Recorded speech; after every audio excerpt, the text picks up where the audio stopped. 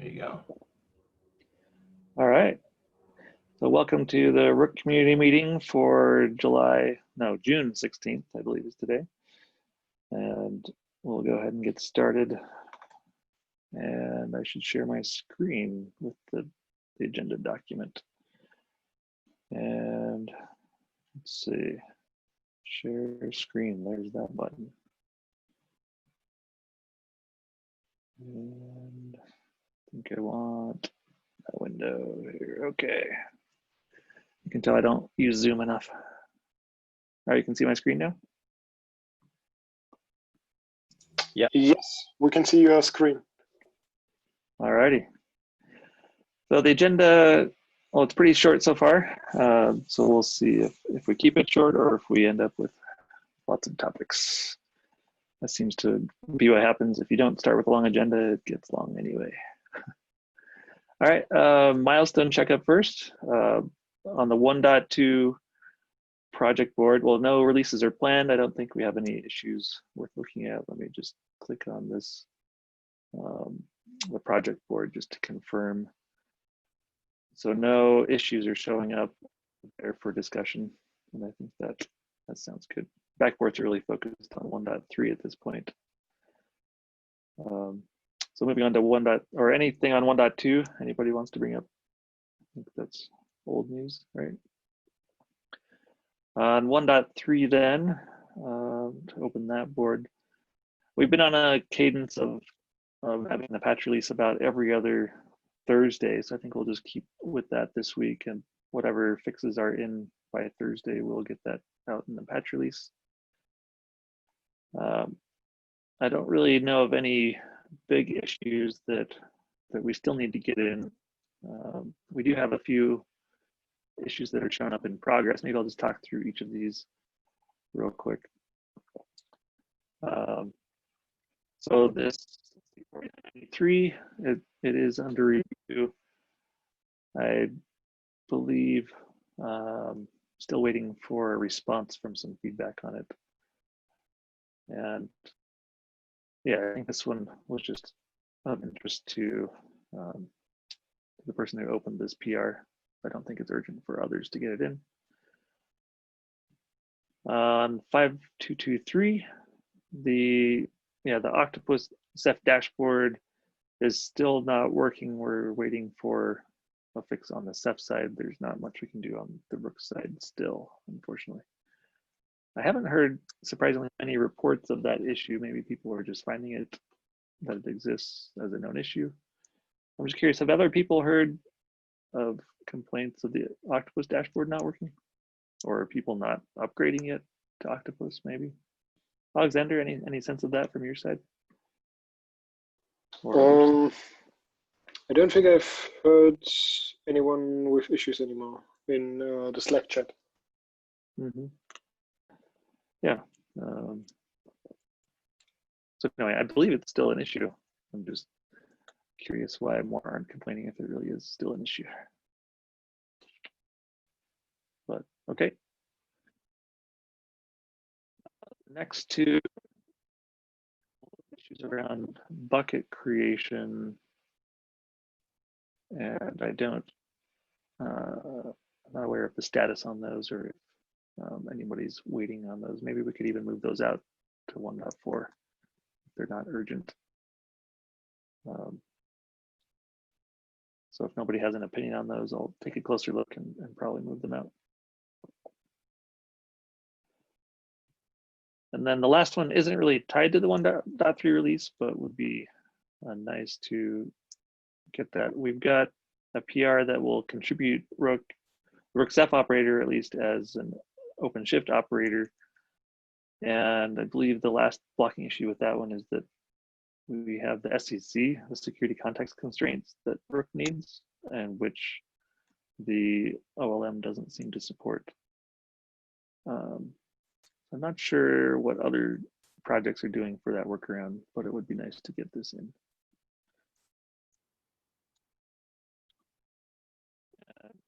Sebastian, have you by chance seen that PR or taken a look? I don't remember. If you had I think I've seen it in my emails, but I haven't looked at it really closely. Yeah. Okay. That'd be good to get another set of eyes on that if you have time. Okay. And and actually for contributing to the upstream Kubernetes operators on Operator Hub, we opened a PR like 3 months ago, right, for doing that update, but did that they get closed stuck it. or okay, just for stale Because it or was something? stale. Yeah. Okay. What yeah. did we need to do there, or what were they waiting for? I guess I just well, we just need to use the generation script and then edit the CR after this, just to replace the old version with the new one. But yeah, it's just that I haven't had much time to look into this. That's all. I guess that's all it's all about, I think. Yeah. Well, again, I guess not many people are using that Operator Hub, because if they were, we'd hear more reports of issues from like I think it's 1.1 is that release. It that's is, there right now. So like a year old. Super old. Yeah. So I guess people come mostly to the project itself and go instead of going through those indirect means. But okay. Anything else from 1.3 to bring up? That's about it to talk through on the board. Nope. Okay. Then moving on to 1.4.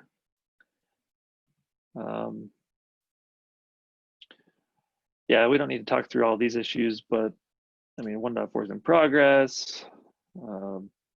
We've got about 6 weeks until the proposed release date around the end of July. Let me go back and show those. So at our last meeting, we talked about July 17th being the feature freeze date, and then the 28th as the potential release date if all goes well. Yep. So are any other thoughts anybody's had on those dates, or if we'd like to consider a change?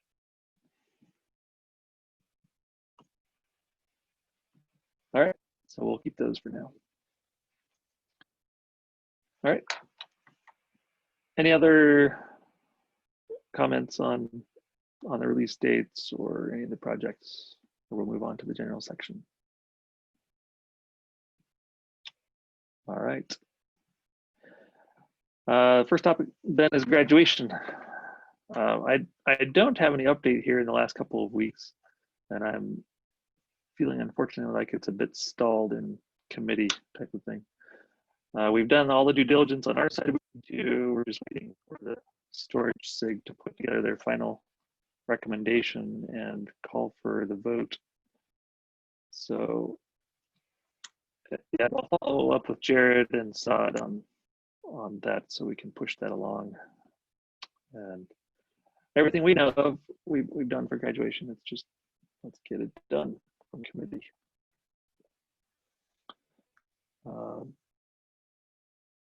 Yep, so I don't have much more detail on that. Anybody else have a comment on graduation or question?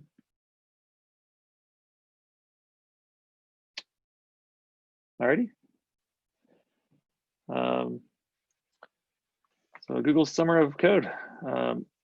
Ahmad, I see you added some comments. Let me accept those. All right. You want to talk through the issues that you've been working on? Yeah.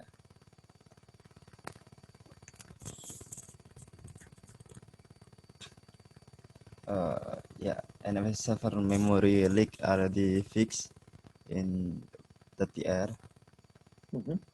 And also I have create a design of an operator using control runtime that's already merged. And also and I also have opened a PR for implementing control runtime for NFS operator. Sounds good. Are you waiting for review? Let's see what the status is. So 4 days ago. We need someone to review it now. Yeah. That's great progress. Sounds good. Thanks. Okay. Next topic then, at the last committee meeting, Jared brought up that the Nats team was interested in getting started with Rook. I have not seen yet a follow-up meeting to discuss that. So I guess there was an email on it that I think a couple people in this meeting at least were on. So we can respond. I'll respond and see when people want to say that.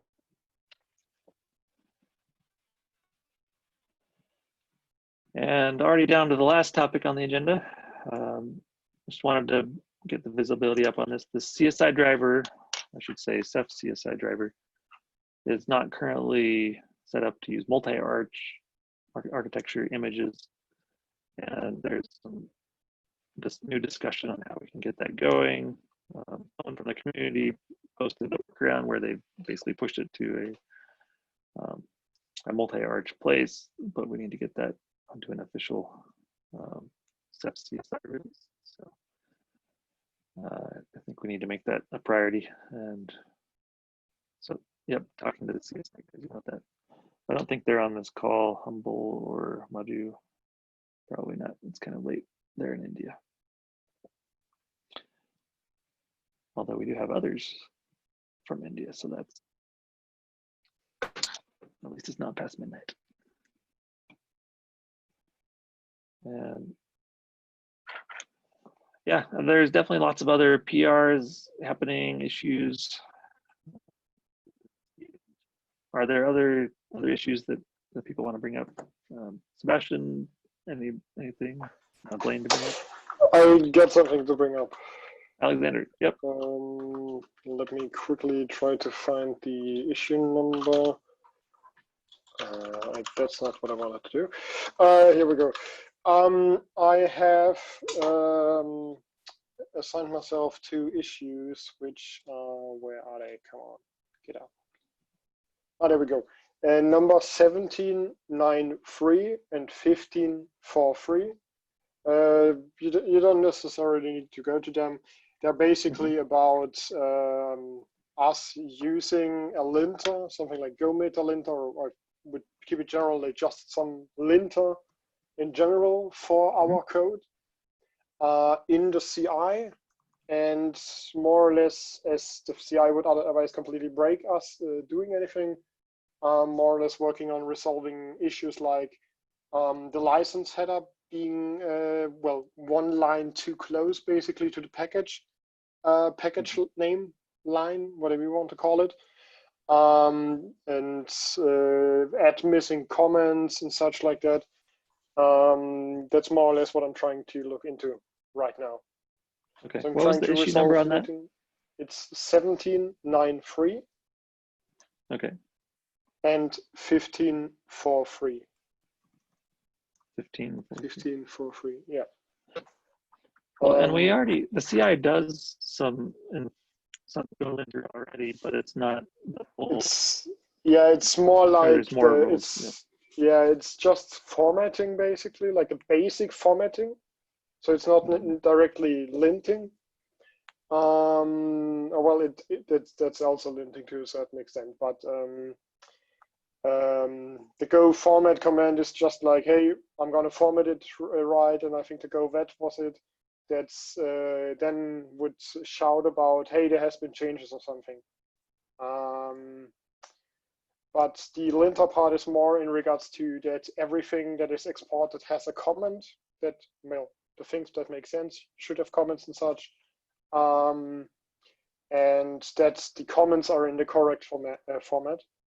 And there's a bunch of others, like in the, I think it was the Discover package, just variables with underscores in the name, but variables in Golang should not have underscores in the name.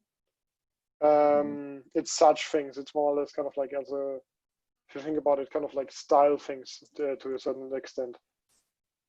Right. Yeah. I'm curious if there's a way to suppress some of those warnings or errors, because some of them are good and some of them are just too painful, right? At least from what I saw, most of them are basically around comments. we have a lot of code where, well, not a lot. I think it was just like 600 or something occurrences where there wasn't a comment on something exported. Only 600? Yeah, only. Well, I think it was even a bit more, but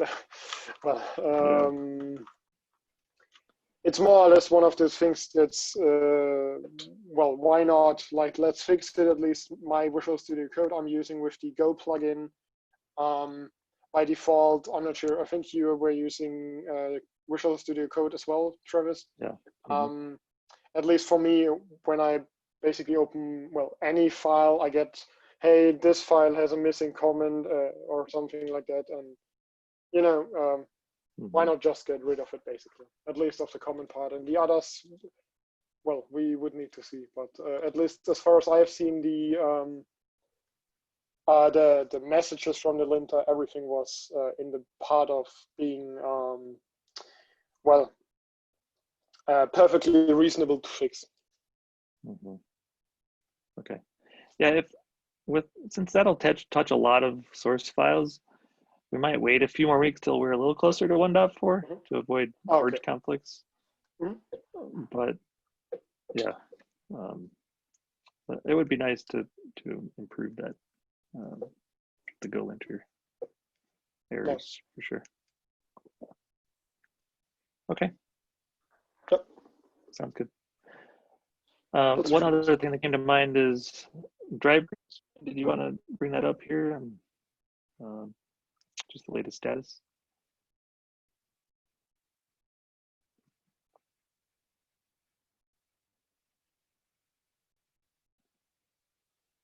Or maybe not. Yep. I know Blaine's been working on the drive groups and it's getting closer. So, can you hear me, Blaine? I see you. Okay, there you go. Yeah, just wondering if there's anything you want to bring up on drive groups, just for awareness. I think I could bring up, I am working with Jan Fajerski pretty closely to make the drive groups feature a reality for Rook. It does involve step changes as well as Rook changes. I think that the drive group support that Rook will utilize will be available after in Ceph's, not the next release, but the next one. The next release is intended to be a security release, as far as I understand. And so I think it will be the 15.2.5 release of Ceph where the drive groups feature is actually added, and that may mean that Rook 1.4 is released before the Ceph feature that provides. That really is the only kind of major note that I can add, I think. Yeah, and I guess I haven't been following the Octopus releases, but 15.2.3 I think was a security release. So .4 is also a security release. I thought 3 was a standard release. I might have been a little bit misinformed or interpreted something wrong. Yeah, well, I don't know the details either, so that's entirely possible. You're right, but yep, we'll keep track of that then, at least for what drive groups need. Cool. Sounds good. All right. Anything else to bring up to the community here? I just put the issue, the 4051, and this. Can we have a look at the progress of this ticket? Because our work to enable AI64 is depending on this. So this is kind of run self CSI in the mixed architecture. Yep, the 4061. Kubernetes cluster, yeah. I need to find 4061. Oh, 51. Yeah. 51. Oh, 4051. Sorry.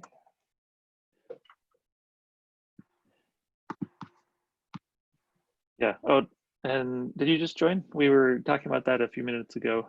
Oh, I'm we- sorry. I got the meeting double booked. Yeah, I just Oh, that's joined. fine.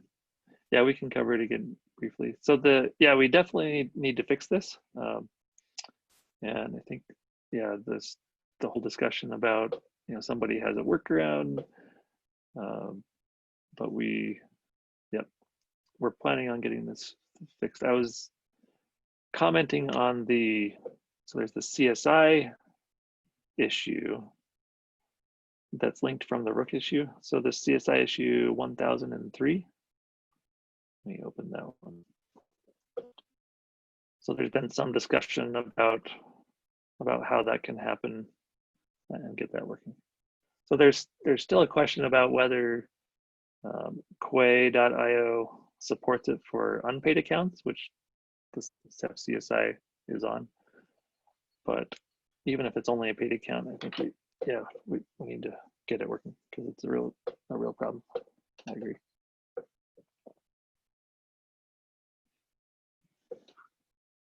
So does that answer your question, or? Yeah, sounds good. Yeah, thanks. Yeah. Okay, sounds good.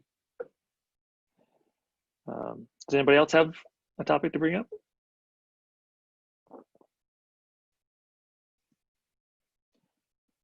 All right, I guess we'll call it good for today. Thanks everyone for joining the community meeting.